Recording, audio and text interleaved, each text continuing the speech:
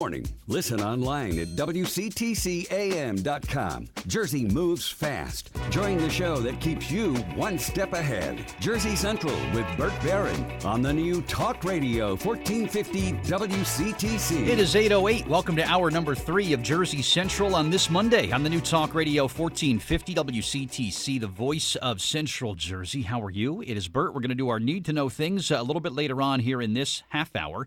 We'll also do our contest sometime between now and 8:30 for the Somerset Patriots baseball tickets. And I'm going to have a special guest joining me live in the Procure studios for the 8:30 half hour coming up this morning. So make sure you stick around for that. Let me get right to the Miller Lite Jersey Central Newsmaker Hotline. I want to welcome in my next special guest. He's going to be talking about a very special fundraising event that is coming up a little bit later on this month, and also to talk about one of the real sort of hidden gems or hidden jewels of New Jersey. And if you've ever been to the Grounds for Sculpture, I think half the state just lost its breath for a minute there because they know what a remarkable place is. And the other half says, I always wanted to check that place out.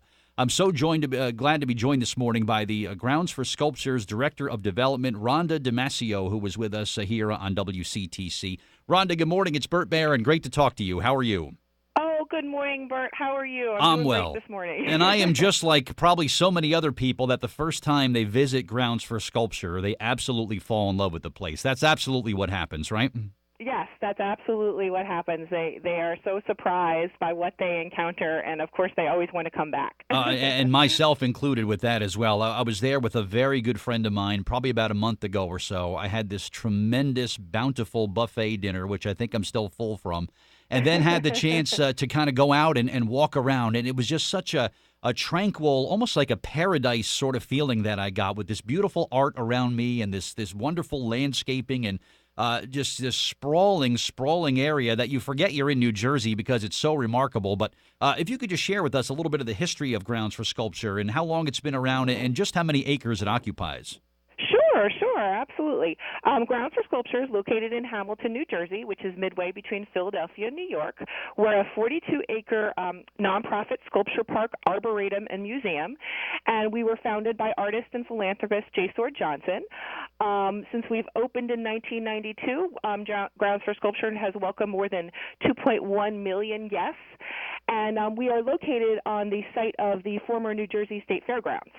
So we have an evolving collection of contemporary sculptures and an arboretum with settings that are grand and intimate and expansive and always changing. We have about 270 contemporary sculptures on site representing about 158 sculptors, including Isaac Witkin, Beverly Pepper, George Siegel, Kiki Smith. We have we have 6 indoor galleries, and we also have over 22,000 square feet of space focused on rotating exhibitions, which have featured the works of a variety of artists, including Dale DeHooley and Red Grooms.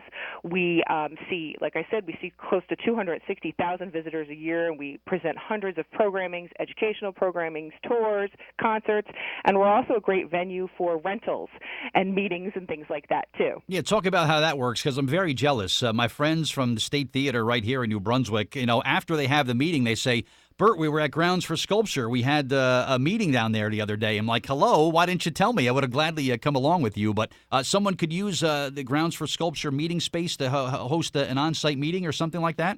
Absolutely.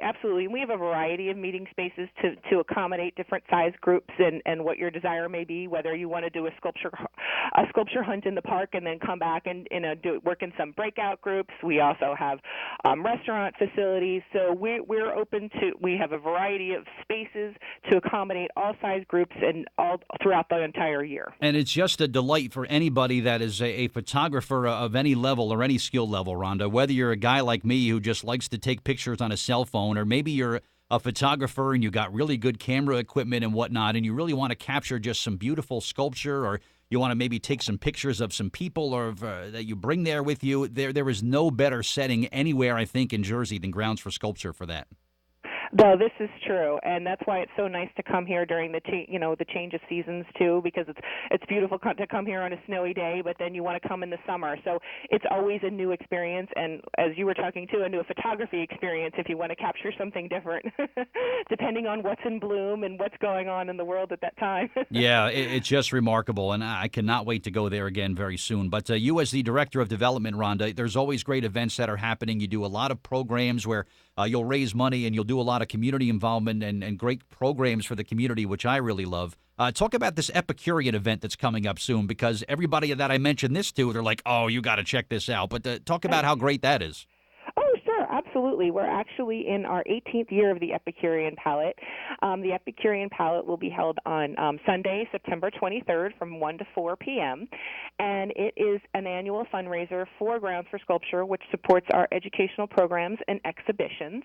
And it's a really unique event because we are closed to the public that day, and we feature approximately 20 restaurants from the tri-state area and almost about 20 beverage vendors as well. They have an opportunity to kind of spread out in the whole park and present a sampling of what they do best. The other things that are included in the Epicurean Palette include three musicians that pop up during, in the different areas of the park, so you have the opportunity to hear some jazz, some pop, different kinds of music, as well as watch a dance performance. We have artist demonstrations going on. We have a silent auction, and there's probably, I want to say, somewhere anywhere between 700 and 1,000 people in the park that day. Tickets are $185 per person. However, if you're a member, they're $125, which is an incentive to become a member at Grounds for Sculpture, because you save $60 on your ticket.